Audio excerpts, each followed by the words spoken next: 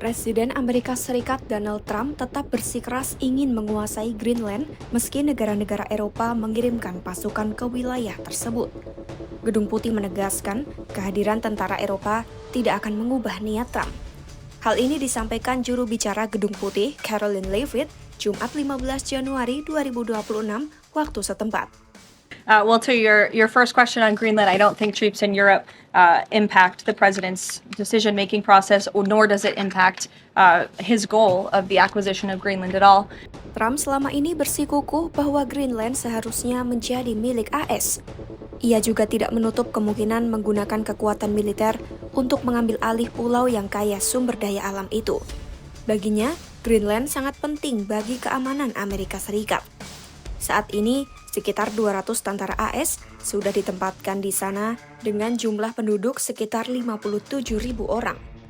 Menanggapi ambisi Trump, Denmark mendorong pasukan Pakta Pertahanan Atlantik Utara NATO untuk menambah kehadiran militer secara lebih besar dan tetap di kawasan Arktik. Langkah ini dilakukan setelah pertemuan antara pejabat AS, Denmark, dan Greenland tidak mencapai kesepakatan.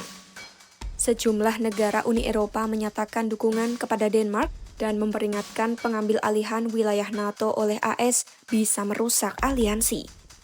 Beberapa negara Eropa pun mengirimkan tentara ke Greenland untuk membantu Denmark dalam persiapan latihan militer.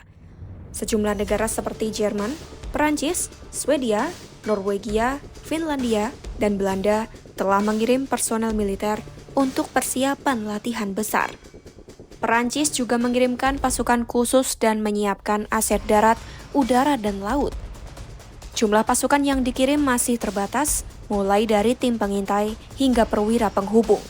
Namun hingga saat ini, belum ada informasi jelas soal jumlah penuh pasukan Eropa yang akan dikirim, namun pengerahan awal masih dalam skala kecil. Menteri Pertahanan Denmark, Troels Lund Poulsen, menuturkan rencana penambahan pasukan NATO masih dalam tahap pembahasan. Meski begitu, ia menegaskan NATO akan meningkatkan kehadiran militer di Arktik sepanjang tahun 2026 untuk menjaga keamanan kawasan tersebut. Denmark sendiri diketahui memiliki sekitar 150 personel militer dan sipil yang bertugas di Greenland. Det er jo sådan, at de sikkerhedspolitiske spændinger har spredt sig til Arktis. Det betyder, at vi har brug for en øget tilstedeværelse i og omkring Grønland. Derfor er vi også i tæt dialog med den grønlandske regering blevet enige om at øge vores militære tilstedeværelse og også vores øvelsesaktivitet i Arktis og Nordlanden i tæt samarbejde med NATO-allierede.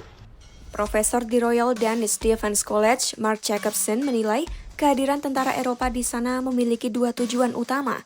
Pertama, untuk menunjukkan bahwa Greenland akan dipertahankan jika ada ancaman militer. Kedua, untuk menegaskan negara-negara Eropa serius menjaga kedaulatan dan keamanan Greenland. Namun warga Greenland merasa tidak nyaman dengan semakin banyaknya tentara di wilayah mereka. Seorang pengusaha di Nuuk berharap kondisi ini tidak menjadi hal yang biasa ke depannya. Meski demikian, Perdana Menteri Greenland, Jens Frederik Nielsen, mengajak warganya untuk tetap bersatu. Dalam pertemuan dengan ratusan warga, ia menegaskan Greenland tetap menjadi bagian dari Denmark.